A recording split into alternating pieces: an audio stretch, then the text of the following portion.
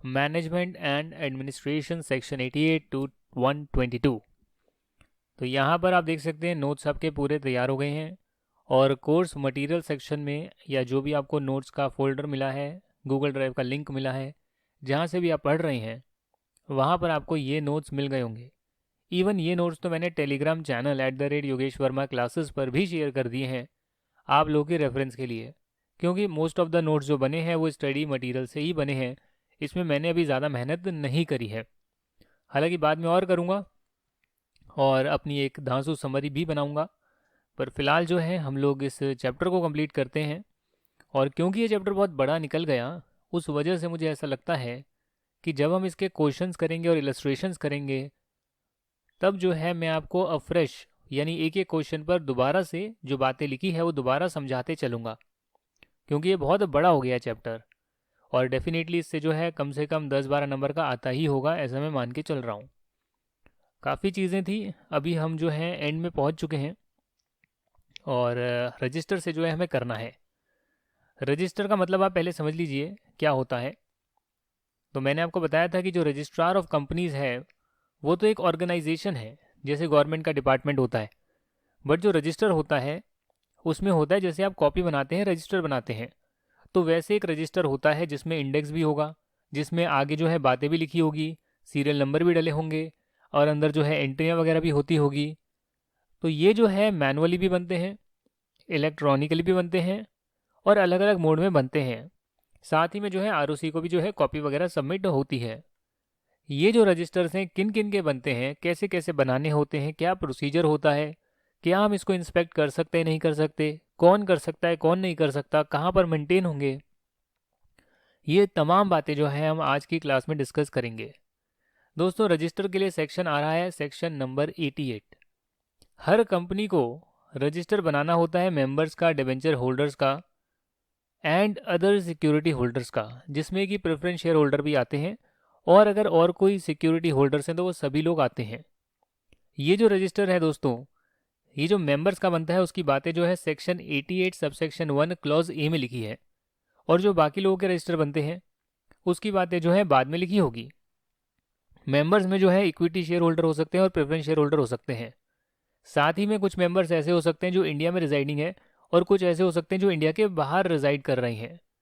जो कंपनी है उसको ये रजिस्टर अलग अलग बनाने हैं, यानी इक्विटी का अलग, प्रेफरेंस का अलग, इंडिया से जो बाहर रह रहे हैं उनका अलग, इंडिया में जो रह रहे हैं उनका अलग, यानी कि सेपरेटली जो है डिटेल्स को शो करेंगे। रूल 5 में भी काफ़ी सारी बातें लिखी है। Maintenance of register of members, इसमें जो भी आप एंट्रियाँ पास करेंगे वो जिस दिन अलॉटमेंट हो जाएगा, बोर्ड ऑफ डायरेक्टर्स या बोर्ड ऑफ डायरेक्टर्स की जो कमेटी है जो अलॉटमेंट ऑफ शेयर्स को अप्रूव कर देगी, तो जैसे ही अलॉटमेंट होगा आपको जो है इस रजिस्टर में एंटर कर लेना है विद इन 7 डेज। ये कंपनी लॉ का रूल कहता है। ये जो रजिस्टर है आपको रजिस्टर्ड ऑफिस पे रखना है। हालांकि अगर स्पेशल रेजोल्यूशन पास किया जाता है, यानी कि कम से कम 75% से ज़्यादा लोग एग्री करते हैं, उस केस में जनरल मीटिंग में अगर वो एग्री करेंगे तो आप कहीं और भी रख सकते हैं। हालांकि आप वहीं रख सकते हैं जहाँ पर आपका रजिस्टर्ड ऑफिस है, मतलब कि जिस जगह पर, जिस टाउन में, जिस विलेज में, जिस सिटी में आपका रजिस्टर्ड ऑफिस है आप वहाँ पर रख सकते हैं। या फिर आप ऐसी और किसी जगह भी रख सकते हैं इंडिया में जहाँ कम से कम 1/10 ऑफ द टोटल मेंबर्स रहते हैं। अब जहाँ वर्ड मेंबर आ गया तो यहाँ पर इसका मतलब ये नहीं है कि मेंबर्स जिनके पास 1/10 वोटिंग पावर है। दोस्तों एक होता है मेंबर्स नंबर में और एक होता है मेंबर्स नंबर ऑफ शेयर्स में। कहने का मतलब ये है कि मान लेते हैं कि 10 लोग हैं और 10 जो मेंबर्स हैं उनके पास अलग अलग शेयर्स हैं। तो जब मैं बोलता हूँ कि members holding 1/10 of the voting power, तो उसका मतलब तो ये हो गया, कि अगर किसी एक के पास भी 20% शेयर है तो वो अकेला भी क्या हो गया, member holding more than 1/10 of the voting power. तो नंबर में तो एक है पर परसेंटेज में जो उसके पास शेयर्स हैं, शेयर कैपिटल जो है वो 20% है। और जहाँ मैं बात करता हूँ टोटल मेंबर्स रिजाइडिंग, तो मेंबर्स में हो गया कि आपके जो अगर 100 मेंबर हैं तो उसका 1/10 होता है 10। तो जहाँ 10 लोग रह रहे होंगे उस जगह पर जो है आप मेंटेन कर सकते हैं। ये पढ़कर मुझे इतना ही समझ में आया है, क्योंकि इन्होंने जो है जैसी लॉ की भाषा लिखी हम तो वैसा ही इंटरप्रेट करेंगे। आपको पता है कि जब हम शेयर्स वगैरह की जो प्लेज वगैरह देते हैं, मतलब कि हमें जो है पैसा लेना होता है उधार पे और बदले में हम शेयर्स को गिरवी रख देते हैं, प्लेज कर देते हैं, हाइपोथिकेशन करते हैं, इनको हमने रजिस्ट्रेशन ऑफ चार्जेस में ही पढ़ा था। उस केस में क्या होगा, वो भी एंट्री जो है आप यहाँ पर पास करेंगे, उसको भी अलग से आप शो करेंगे। ये तो बात हुई रूल 5 की। साथ ही में जो है रूल 3 में बोलता है कि रजिस्टर में क्या क्या चीज़ें आएगी। तो रजिस्टर में जो है आपको मेंटेन करना होता है, जैसे ही कंपनी रजिस्टर करती है अपने आप को, उसके बाद जो है फॉर्म नंबर MGT1, अगर आप गूगल करेंगे MGT1 क्या होता है तो आपको पता लगेगा। फॉर्म MGT1 में जो है आपको ये रजिस्टर मेंटेन करना होता है, जिसमें कि नाम, address, email address, pan number, अगर कंपनी शेयर होल्डर है तो उसका कॉर्पोरेट आइडेंटिफिकेशन नंबर, सिन नंबर, नेशनैलिटी इंडियन है, बाहर के हैं, किस दिन मेंबर बने, किस दिन मेंबर सीज हुए, अगर उन्होंने बेच दिया तो कितनी गारंटी उन्होंने दी है, इंस्ट्रक्शन क्या है given by members with regard to sending notice etcetera, वो सारी डिटेल जो है रजिस्टर ऑफ मेंबर्स में आती है। आपको जो है सेपरेट रजिस्टर बनाने हैं, डिबेंचर होल्डर का सेम मैनर में बनाना है अलग रजिस्टर, अदर सिक्योरिटी होल्डर का अलग बनाना है, और उनके लिए जो फॉर्म होगा वो MGT2 फॉर्म होगा। ये देखिएगा दोस्तों, यहाँ पर रूल 5 में जो है वो ये भी कहता है कि अगर कोई चेंज होता है मेंबर का स्टेटस या सिक्योरिटी होल्डर, डिबेंचर होल्डर का स्टेटस अगर चेंज होता है, मान लेते हैं नाम चेंज हो गया, वैसे तो नाम कैसे ही चेंज होगा, बट उसके बाद भी मान लेते हैं नाम चेंज हो गया, डेथ हो गया, इंसॉल्वेंसी हो गई बंदे की, पैसा जो है ट्रांसफ़र करना पड़ रहा है इन्वेस्टर एजुकेशन प्रोटेक्शन फंड में, या फिर चेंज हो रहा है due to any other reason, तो किसी भी कारणवश मेंबर का अगर स्टेटस चेंज होता है, जो डिटेल्स हमने एंटर करी है उसमें बदलाव होता है, तो वो डिटेल्स भी आप बदलाव कर देंगे अपने रजिस्टर में भी। साथ ही में जो फॉर्म MGT1 है, MGT2 है, उसमें एक नॉमिनेशन भी रिक्वायर्ड होता है कि in case of death of member आपके जो शेयर्स हैं नॉमिनी को चले जाएंगे, तो उसका भी जो नाम है वहाँ पर आता है। ये तो हमने बात करी मेंबर के रजिस्टर की, या फिर डेफिनेटली अगर आप डिबेंचर होल्डर या सिक्योरिटी होल्डर का रजिस्टर बना रहे हैं, सबकी बात करी। अब मैं बात करने वाला हूँ कि जो भी रजिस्टर बनता है उसके आगे एक इंडेक्स होता है, तो वैसे ही आपको यहाँ भी रजिस्टर में एक इंडेक्स बनाना होता है, जिसके लिए सेक्शन 88 सबसेक्शन 2 बोलता है। हर रजिस्टर में जो है एक इंडेक्स होगा, एक समरी बनाकर रखेंगे, सीरियल नंबर डाल के रखेंगे, जैसे कि नॉर्मली इंडेक्स बनता है। हालांकि अगर मेंबर 50 से कम है तो उस केस में इंडेक्स बनाने की ज़रूरत नहीं है। तो ये एक इंपॉर्टेंट बात हो गई, मैंने इसको बोल्ड कर दिया है।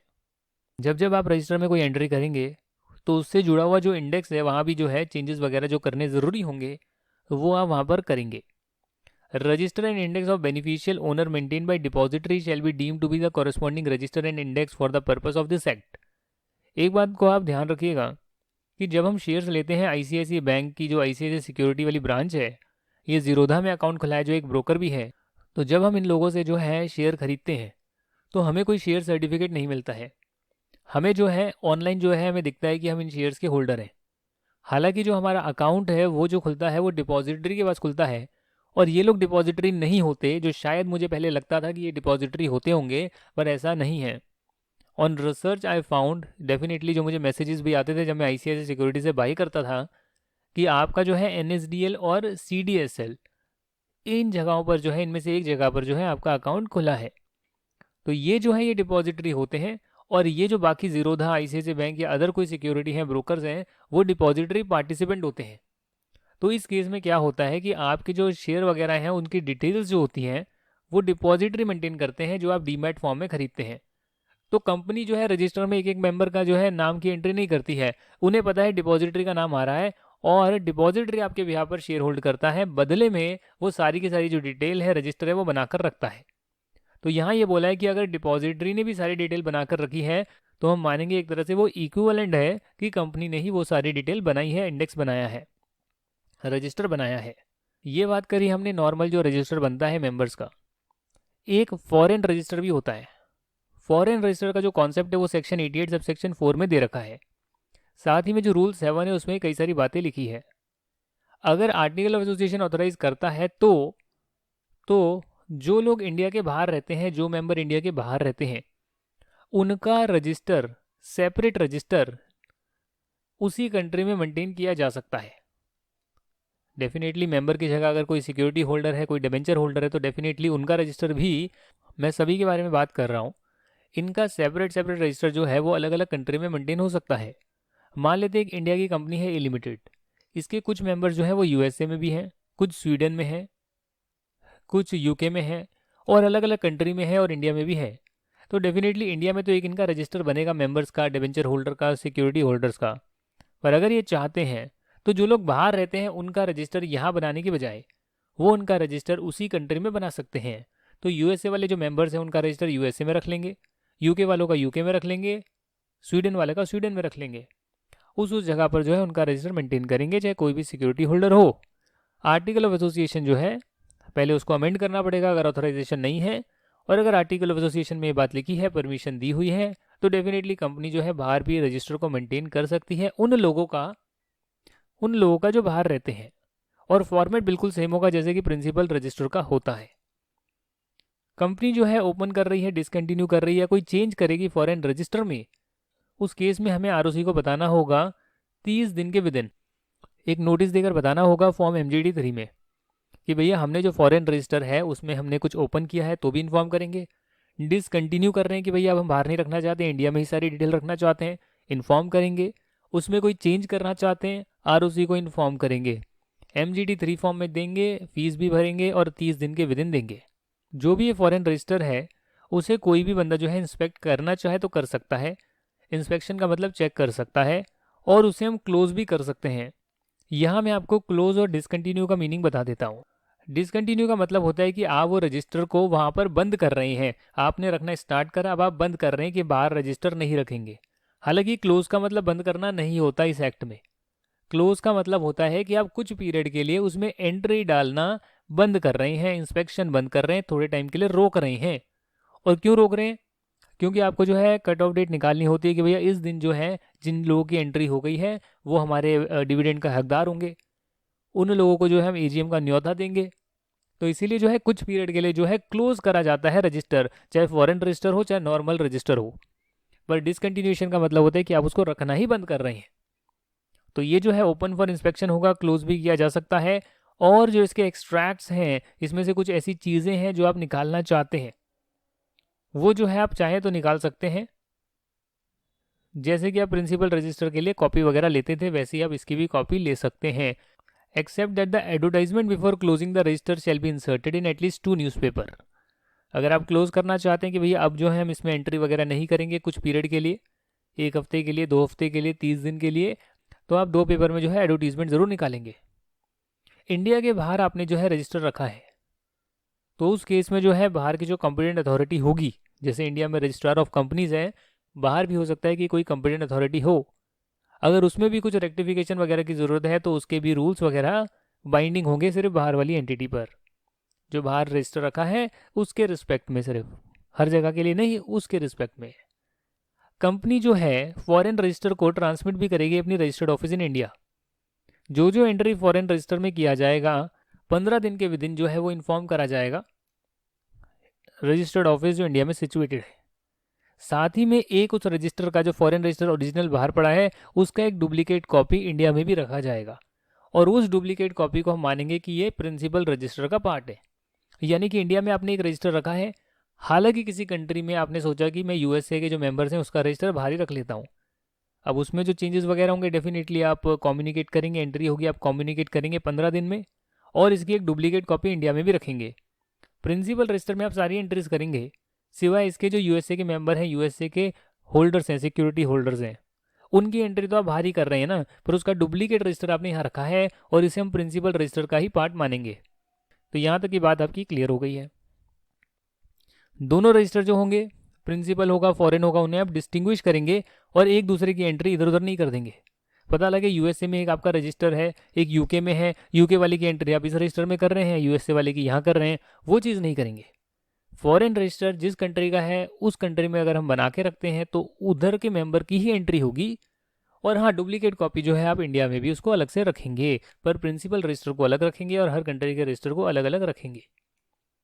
कंपनी अगर चाहे तो डिसकंटिन्यू कर सकती है फॉरेन रजिस्टर, और अगर वो कहेगी कि अब मुझे यूएसए में मैंने अलग रजिस्टर रखा था उनके मेंबर्स के लिए, वहाँ के होल्डर्स के लिए अलग अलग रखा था, अब मुझे वो डिसकंटिन्यू करना है, क्लोज नहीं करना, डिसकंटिन्यू करना है, उस केस में वो सारी एंट्री जो है प्रिंसिपल रजिस्टर में एंटर कर देंगे। या किसी और कंट्री में अगर कोई रजिस्टर बनाया हुआ है और आप चाहते हैं कि मैं वही रखना चाहता हूँ इनकी डिटेल्स, तो आप उस रजिस्टर में ट्रांसफ़र कर देंगे, जहाँ भी आप चाहें वहाँ आप कर सकते हैं। Penalty on failure to maintain register, section 88 subsection 5। यदि नहीं किया गया तो जो कंपनी है और जो ऑफिसर इन डिफ़ॉल्ट है उन्हें कम से कम जो है 50,000 रुपये से लेकर 3 लाख रुपए तक का फाइन लग सकता है। और अगर ये फेलियर कंटिन्यूइंग नेचर का है, कंटिन्यू हो रहा है, तो डेफिनेटली पहले दिन फेल हो गए, पहले दिन डिफ़ॉल्ट हो गया, फाइन लग गया, उसके बाद कंटिन्यू हो रहा है तो 1000 पर डे का चलते रहेगा। ये जो ऑफेंस है कंपाउंडेबल है, यानी कि माफ़ किया जा सकता है under section 441 of the act. अब जो है सेक्शन 89 पर हम आ गए हैं, declaration in respect of beneficial interest in any share. आज जो है हम यहीं तक करेंगे, मतलब कि ये जो अभी हम टॉपिक कर रहे हैं हम वो करेंगे, और उसके बाद की जो बातें हैं वो हम नेक्स्ट क्लास में करेंगे और आपका ये पूरा चैप्टर कंप्लीट करेंगे। दोस्तों, बेनिफिशियल इंटरेस्ट का मतलब होता है, आपको जैसे मैंने बताया कि अगर आप डीमैट फॉर्म में जो है शेयर्स को खरीदते हैं तो जो डिपॉजिटरी होता है उसके नाम पर शेयर लिए जाते हैं, पर एक्चुअली में जो है आप उसके बेनिफिशियल ओनर होते हैं। बेनिफिशियल ओनर का मतलब जो अल्टीमेटली उससे बेनिफिट उठाने वाला है। तो शेयर की ओनरशिप जो है डिपॉजिटरी के नाम पर आ रही है, आपने डीमैट फॉर्म में जो है शेयर्स को रखा है, पर आप उसके जो है बेनिफिशियल ओनर हैं, बेनिफिशियल इंटरेस्ट आपका है। सेक्शन 89 रूल 9 बोलता है, अगर किसी इंसान का जो मेंबर है बट उसके पास बेनिफिशियल इंटरेस्ट नहीं है, यानी कि नाम पर तो एक बंदे के है पर उसे पता है कि इस शेयर्स का जो बेनिफिट मिलने वाला है वो किसी और के नाम पर मिलने वाला है, या फिर किसी बंदे का बेनिफिशियल इंटरेस्ट है उसमें पर उसके नाम पर शेयर नहीं आ रहे, या कुछ बेनिफिशियल इंटरेस्ट में चेंज हो सकता है, उस केस में MGT4 फॉर्म में हमें 30 दिन के विदिन कंपनी को बताना होगा। इन तीनों बंदों को, इन दोनों बंदों को, जो भी है मेंबर है, बेनिफिशियल इंटरेस्ट उसका नहीं है तो बताएगा भाई मैं मेंबर तो हूँ बट बेनिफिशियल इंटरेस्ट किसी और का है। बेनिफिशियल इंटरेस्ट आपका है बट आप मेंबर नहीं हो तो भी आप इंटीमेट कर दोगे कि भैया ये शेयर किसी और के नाम पर आ रहे हैं बट अल्टीमेटली इसका बेनिफिट मुझे मिलने वाला है क्योंकि हमने कुछ ऐसा अलग एग्रीमेंट किया हुआ है। तो 30 दिन में कंपनी को ये इन्फॉर्मेशन जानी चाहिए। और कंपनी भी क्या करेगी, कंपनी भी इसको जो है रजिस्टर में इसको नोट डाउन करेगी और साथ में जो है MGT6 रिटर्न जो है एक फाइल करेगी ROC के पास विदिन 30 डेज। हालांकि जो म्यूचुअल फंड होते हैं, वेंचर कैपिटल फंड्स होते हैं, अदर फंड्स होते हैं जो सेबी ने अप्रूव करे हैं, उन पर ये रूल नहीं लगता है, उन पर ये सेक्शन नहीं लगता है। अगर बेनिफिशियल ओनर है बंदा, बेनिफिशियल ओनर है बट वो डिक्लेरेशन फाइल नहीं करता है, मतलब या तो पहले वाले बंदे ने दे दी होगी मैं मेंबर हूँ बट मेरा बेनिफिशियल इंटरेस्ट नहीं है तो भी बात बन जाएगी। वो बंदा फाइल नहीं करता है डिक्लेरेशन, आप भी फाइल नहीं करते हैं, तो उस केस में कंपनी को कैसे पता लगेगा कि आप उसके हकदार हैं। और अगर कंपनी को नहीं पता लगेगा आप उसके हकदार हैं तो एट द एंड अगर आप लेने जाएंगे कुछ बेनिफिट कि भैया इसका तो असली हकदार मैं हूँ, तो कंपनी बोलेगी आपको नहीं मिलेगा क्योंकि आपने डिक्लेरेशन फाइल नहीं करी और ना ही जिस बंदे के नाम पर शेयर आ रहे थे उसने भी डिक्लेरेशन फाइल नहीं करी। हमें क्या पता कि आप इसके बेनिफिशियल ओनर हैं, कंपनी बात नहीं मानेगी उस केस में। Beneficial interest in a share includes, अब बेनिफिशियल इंटरेस्ट क्या होता है वो बड़ी इंपॉर्टेंट बात है। डायरेक्टली इनडायरेक्टली किसी कॉन्ट्रैक्ट अरेंजमेंट के थ्रू राइट और एंटाइटलमेंट जो है पर्सन का अकेले या किसी के साथ डिविडेंड रिसीव करने के लिए, ये जो भी शेयर के रिस्पेक्ट में डिस्ट्रीब्यूशन होगा वो लेने के लिए वो आपको मिलता है। यानी कि डिविडेंड का राइट, मैंने आज डीमैट फॉर्म में शेयर लिए तो उसका डिविडेंड NSDL को नहीं मिलेगा, जिसके डिपॉजिटरी के नाम पर शेयर है उसको नहीं मिलेगा, मुझे ही मिलेगा, तो मैं उसका बेनिफिशियल ओनर हूँ। यानी कि मुझे डायरेक्टली इनडायरेक्टली किसी कॉन्ट्रैक्ट अरेंजमेंट के थ्रू जो राइट है शेयर का, एंटाइटलमेंट है डिविडेंड रिसीव करने का, जो शेयर का कुछ भी रिटर्न में मुझे मिलेगा वो सब कुछ, और साथ में एक्सरसाइज करने का राइट है, जो भी शेयर के रिस्पेक्ट में राइट्स अटैच्ड हैं वो सारे मेरे नाम पर आ रहे हैं, तो मैं उसका बेनिफिशियल ओनर माना जाऊंगा, मेरा बेनिफिशियल इंटरेस्ट है ऐसा माना जाएगा। जिस बंदे को डिक्लेरेशन फाइल करनी है अगर वो फाइल नहीं करता है तो पेनल्टी है section 89 sub section 5, 89 sub section 7 में। मुझे फाइल करना नहीं करा 5,000 रुपये तक की पेनल्टी लग सकती है, 1,000 रुपये प्रतिदिन जब तक डिफॉल्ट कंटिन्यू रहता है। और अगर कंपनी को फाइल करनी है, जैसे मैंने तो कंपनी को बता दिया बट फिर कंपनी भी तो ROC को बताएगी, कंपनी ने नहीं बताया, उस केस में क्या होगा, उस केस में कंपनी और जो डिफॉल्टिंग ऑफिसर है उसे भी 500 रुपये कम से कम से 1,000 रुपये तक और 1,000 रुपये प्रतिदिन तक जो है जब तक डिफॉल्ट कंटिन्यू रहता है पेनल्टी देनी पड़ सकती है। ये जो सेक्शन 89 है गवर्नमेंट कंपनीज पर नहीं लगता तो डेफिनेटली उनको पेनल्टी भी नहीं देनी पड़ेगी। आखिरी सेक्शन जो आज की क्लास का हम करेंगे वो है section 90, register of significant beneficial owner in a company. जैसे हमने देखा कि बेनिफिशियल ओनर का जो है, हमने बेनिफिशियल इंटरेस्ट का जो है हमने कॉन्सेप्ट समझा, सिमिलरली जिसके पास अगर बेनिफिशियल इंटरेस्ट जो है 25% उससे ज़्यादा है उस केस में वो हमारा सिग्निफिकेंट बेनिफिशियल ओनर माना जाएगा। और उस केस में जो है वो बंदा कंपनी को एक डिक्लेरेशन देगा कि मेरा क्या टाइप का इंटरेस्ट है, और अपने सभी पर्टिकुलर्स वगैरह है जो प्रिस्क्राइब्ड है वो सब के सब डिटेल कंपनी को सबमिट करेगा। हालांकि सेंट्रल गवर्नमेंट चाहे तो किसी क्लास ऑफ पर्सन को एग्जेम्प्ट भी कर सकती है बताने से। जो कंपनी है वो क्या करेगी उस डिटेल का, इंडिविजुअल जो बेनिफिशियल ओनर है, सिग्निफिकेंट बेनिफिशियल ओनर है, सिग्निफिकेंट बेनिफिशियल इंटरेस्ट है, इन्फॉर्म कर दिया कंपनी को, तो कंपनी भी उसकी डिटेल जो है बनाकर रखेगी। और अगर उसमें कोई चेंजेस होते हैं तो वो भी बनाकर रखेगी। उस बंदे का नाम, उसका डेट ऑफ बर्थ, उसका एड्रेस, उसकी ओनरशिप की डिटेल और तमाम डिटेल जो है जैसे प्रिस्क्राइब्ड होगी रूल्स वगैरह में डिटेल में कहीं लिखी होगी, तो वो सारी चीज़ें उसे करनी पड़ेगी, बनाकर रखनी पड़ेगी डिटेल। रजिस्टर जो है उसे कोई भी इंस्पेक्ट कर सकता है, it will be open for inspection. और हालांकि कुछ पेमेंट लग सकती है तो पैसे देकर इंस्पेक्शन करी जाएगी। Every company shall file a return of significant beneficial owner, अपने पास ही बनाकर नहीं रखेगी बल्कि इसे फाइल भी करेगी रजिस्ट्रार को। और साथ में सबसेक्शन 4A जो है अभी इंसर्ट हुआ है, अमेंडमेंट आप कह सकते हैं। Every company shall take necessary steps to identify an individual who is a significant beneficial owner in relation to the company and require him to comply with the provision of this section. तो ये पहले नहीं था, पहले था कि बंदा जो है सिग्निफिकेंट बेनिफिशियल इंटरेस्ट जिसका है वो अपने आप बताएगा, कंपनी उसको अपने पास रखेगी डिटेल और आगे भी इन्फॉर्म करेगी आरओसी को। अब इन्होंने एक और सबसेक्शन इंसर्ट कर दिया 4A। ये सबसेक्शन 1, 2, 3 चल रहे हैं जो पॉइंट नंबर आ रहे हैं, 4A को इंसर्ट कर दिया और बोला कंपनी को तो है नेसेसरी स्टेप्स भी लेने पड़ेंगे देखने के लिए कि क्या कोई बंदा सिग्निफिकेंट बेनिफिशियल ओनर तो नहीं है और उसने प्रोविजन को कंप्लाई किया है नहीं किया, और नहीं किया तो उससे बोलेंगे कंप्लाई करो। सबसेक्शन 5 बोलता है कंपनी जो है एक नोटिस भी देगी to any person whom company knows और हैज रीजन टू बिलीव कि उसके पास जो है सिग्निफिकेंट बेनिफिशियल वो बंदा ओनर है कंपनी का, मतलब ए लिमिटेड है।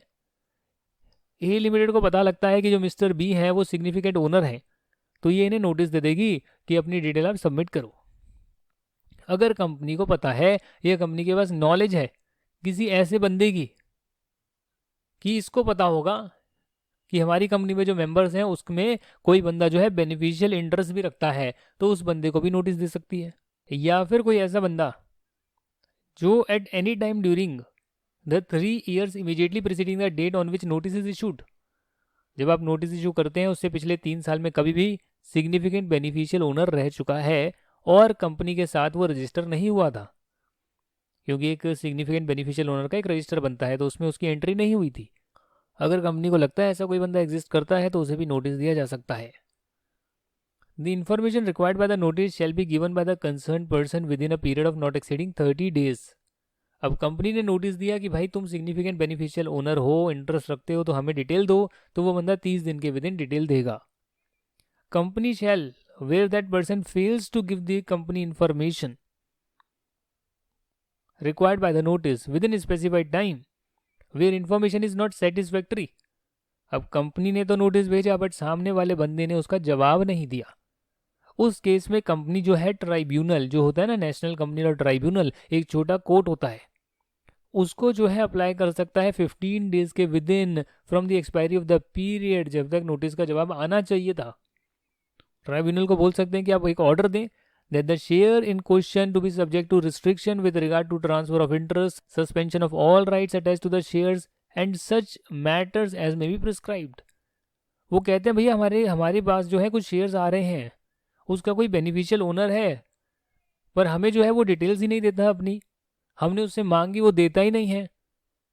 अब जो है एक काम करते हैं, ट्राइब्यूनल को बोलते हैं और बोलते हैं एक ऑर्डर पास करो कि इस शेयर्स के जो भी राइट्स हैं उसे हम सस्पेंड कर दें, अब किसी को कोई राइट नहीं मिलेगा इस शेयर का। जब राइट जाने का खतरा आएगा तो अपने आप ही डिटेल देगा वो बंदा। On an application under sub section 7 जो ऊपर एप्लीकेशन दी है, ट्राइब्यूनल जो है वो ऑर्डर पास कर सकता है, पर ऑर्डर पास करने से पहले दूसरी पार्टी को एक अपॉर्चुनिटी ज़रूर देगा कि आप बताएं कि हम ऐसा ऑर्डर क्यों ना पास करें। और अगर वो बंदा जस्टिफाई नहीं कर पाता है तो ट्राइब्यूनल एक ऑर्डर पास कर सकता है और शेयर के राइट्स को रिस्ट्रिक्ट कर सकता है। ऑर्डर जो है 60 days में पास हो जाएगा जब एप्लीकेशन कंपनी ने दी है। दी कंपनी और the person aggrieved by the order of tribunal, वो एक और एप्लीकेशन डाल सकता है कि भाई रिलैक्स कर दो, लिफ्ट कर दो ये जो रिस्ट्रिक्शन आपने लगाई है, और ये एप्लीकेशन वो within 1 year from the date of such order डाल सकता है।